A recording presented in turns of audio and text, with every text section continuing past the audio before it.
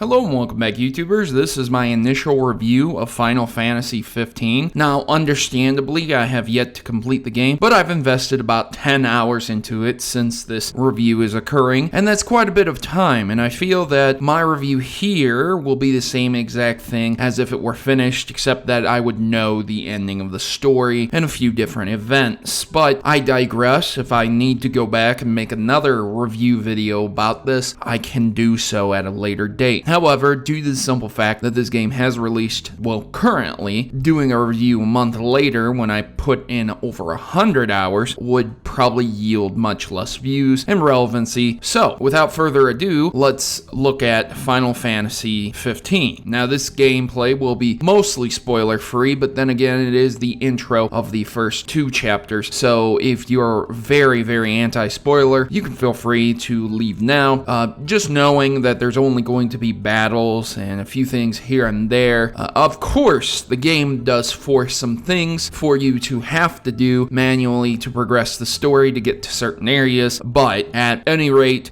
this is a very, very good Final Fantasy game, and I can't believe I am saying this. This is from a dedicated RPG kind of guy. I absolutely love RPGs, from Earthbound to Chrono Trigger to even the newest Pokemon Sun and Moon. Whether it be turn-based or an active system, I really enjoy RPGs quite a bit. And having been let down from the past Final Fantasy 13 iterations, and of course I don't really play the MMOs either, this was something interesting. It took a very long time to develop, a long time, like years worth, like Duke Nukem Forever years worth, but it didn't turn out like shit. However, I do have to say a few things. This is exactly the type of game you would get if One Direction approached Square Enix and said, hey, can you make a Final Fantasy game about us? I swear on my life, that's not a joke. I'm not joking. You might be laughing right now, but I swear on my life. So there are a few caveats, a few things that I have quite a bit of disdain for. But remember, I opened up my review by saying this is a very good Final Fantasy game. Probably one of the absolute best I've ever played in my life. So the first thing you're going to notice instantly is the fact that cutscenes cut off very quickly. And there's a tutorial you can do, and then it jumps you into the game, and you get to watch a cutscene about this young prince who's leaving his king to arrange a marriage for peace between countries. It seems pretty legit, pretty simple. The cutscene's very short, which is interesting in my eyes because Final Fantasy and Square Enix love to make extremely long cutscenes, as you may very well know, and they like to throw it into their games a lot. They like you to play their games the way that they want you to, not the way that you want to. This is an open world version of Final Fantasy with a few kind of manually directed areas that are not super open, and a few events that force you into a mission of sorts in a specific area and don't let you leave until that mission's done. But as I've stated before, that's okay, that's alright. Lots of open world games do that, just like Grand Theft Auto. You go to a mission in a specific area, you have to finish the mission before you can leave that area. It makes sense. The thing about it is,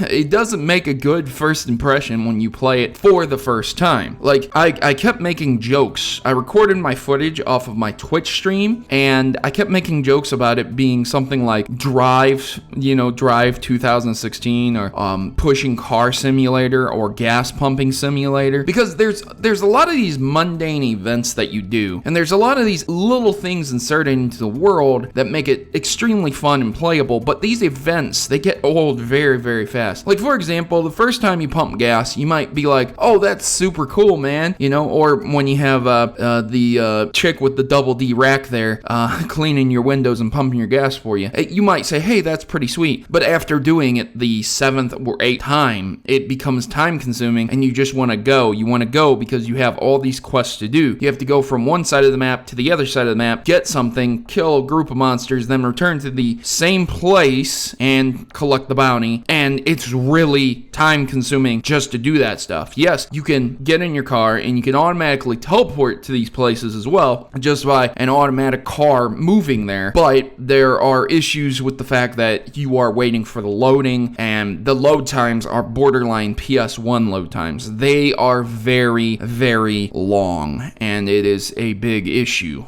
Just for the simple fact that you're literally going to need your phone next to you. There's load times that are pretty much like 1 minute to a minute and a half. This game definitely benefits from the PC release. If you have it on an SSD, it will work out a lot better for you than if you have it on consoles. As I stated before, I have purchased this for consoles. This particular version is being played on an Xbox One, and the stream was recorded on Twitch. So, continuing on, the gripes here is that it feels like it's been developed for a very long time, and small things have been overlooked. Like, for example, you can't use the joysticks in certain menus. You have to use the D-pad. But then in other menus, you can use the joysticks. Now, this is a little thing that's not a huge complaint or a huge gripe, but it does get some used to. You have to take some time to get real used to it, because you're going to constantly be moving the joystick and thinking, why isn't it moving? And then you're going to say to yourself, oh, well, I have to use D-pad. And this is just time. This is just time consuming. That is why you'll probably put a lot into this game and not be past like chapter 1 or 2 yet. So you can do a lot of side quests and stuff like that, but things like fishing take a long time and are very arduous and annoying at first, and that's your main character skill. Why they decided to give your main character fishing and not something else like, oh, I don't know, survival, or I don't know, something else is beyond me. I don't know. There's another character who will constantly take pictures of you. This reminds me of Earthbound's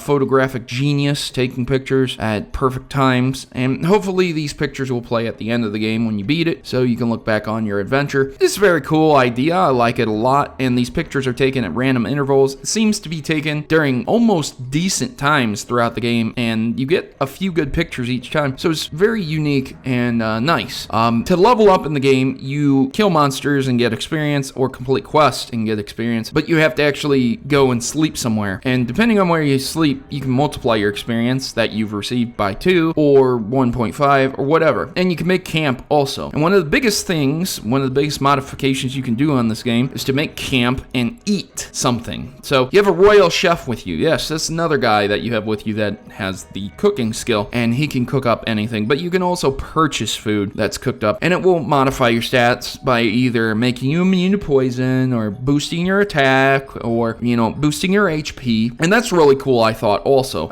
At the same time, some of these foods are very expensive and very hard to craft, so you're either going to have a big wallet, or you're going to have to find the food consistently. And in the end, I just found myself buying random foods that increased my attack so I could go kill monsters a little bit quicker and easier. And yes, you will have bounties to kill monsters. Now, the combat itself is why a lot of people are really appreciating this game, because it's fluid, quick, fast, and fun. And I have to agree with it, combat is extremely fun in this game. However, that being said, it is frantic as hell, and there are times where grass, bushes, and the camera will work against you, and you won't be able to see what's going on. Also, there are certain combos that I just personally, for whatever reason, cannot master. That would be the warp attack. I always seem to just warp into the middle of nowhere and don't do anything. Whatever. The lock-on system is kind of rough to use too, because there's times where you'll be locked onto an enemy, it'll auto-lock to a different enemy, and just keep doing that when you really want to get one enemy's HP down. And the game will tell you basically what you're trying to do. Take one on at a time, not all of them on at the same time. And it's like, yes, game, I understand that. I would very much like to take out the one with the lowest HP, but you keep auto-locking on everything. Teamwork is a big part of this game. Instead of having these technicians that you do by yourself, techniques, you have different techniques that you use with your team. Very nice touch. I like that a lot. And this game puts a huge emphasis on your friends and allies. Basically, you become the king, and your allies are what's saving your ass. Now, to put it lightly, this is the boy band's version of Final Fantasy. I'm gonna keep making that joke because it is. It's ridiculous how many times these guys compliment each other, hug each other, and shit like that. And you might say,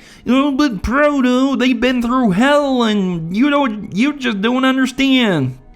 Look, I'm a veteran, and I used to be buddy, pal, chummy with my comrades. But at the same time, these guys take it to a new extreme with the compliments stuff. There's something extremely off-settling, and many people made the comment in my stream that they're extremely metrosexual. So you could take it for what it's worth, but a lot of people were saying that it destroys their immersion with the way they act. They act very off-putting. That is what many people have said, not just me. Would I suggest suggest getting this game? Absolutely. You need to pick it up, purchase it for whatever system you can. Please remember what I said about load times, though. If you have a comparable PC that can run it, go get the PC version. If you don't, then get a console version. Just be aware that it's a huge game. Massive. 10 hours, and I'm only on chapter 3. So keep that in mind also, ladies and gentlemen. With tons of side quests and exploration, it's really fun to play. But it does suffer from the open world syndrome of a massive open world with nothing in it. There's more